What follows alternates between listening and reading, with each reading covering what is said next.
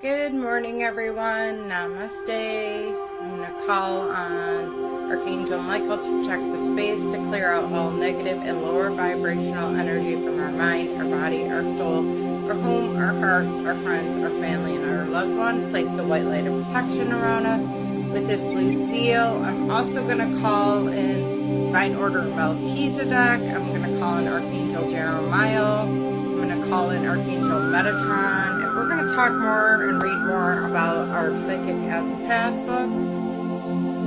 It says, empaths are born, not made. Their abilities are genetic traits inherent in their DNAs and often pass through generations.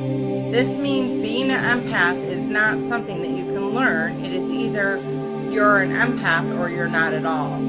Being an empath means you're always open to process the energy and feelings of other people.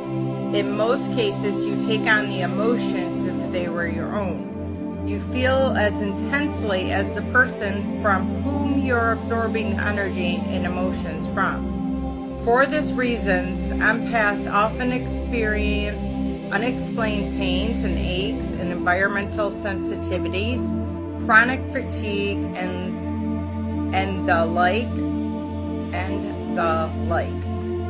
These things can attribute mostly by external influences and less to your inner self.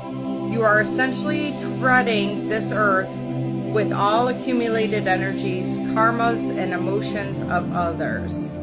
Mostly empaths are quiet achievers. These world-class nurturers can take a while to handle compliments, because they are more inclined to identify the positive attributes of another person. They are exceptionally expressive in every aspect of emotion connection. They talk openly, frankly. However, they may find it difficult to discuss their own emotions no matter how much the other party cares to listen. So 100% guys, I'm going to stop it there.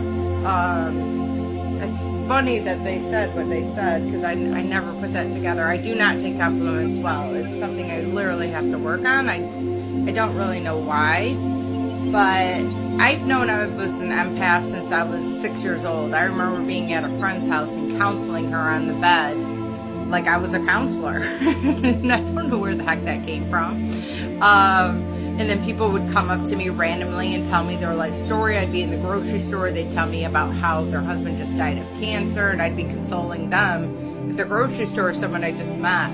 So if that's you, and it sounds like you're in alignment with me, then more than likely you're a psychic empath. And more than likely that's why you've had such a rough life, is because you're absorbing and taking on everyone else's pain and trauma.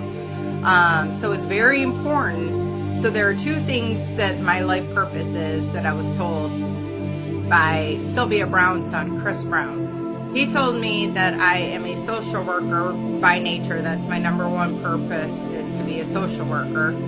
And he said the second thing, and this took me off, I didn't understand this at the time, but my second thing is to be a loner. And I didn't understand that because I've always been a very extroverted person.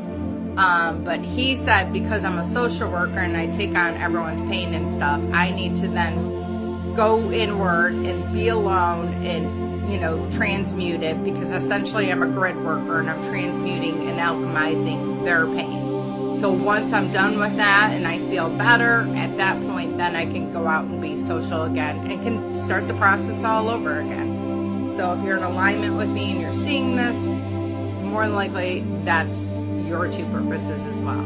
So keep that in mind. It's okay to help people, but you have to make sure that you're doing things for yourself as well. I love you all. Namaste.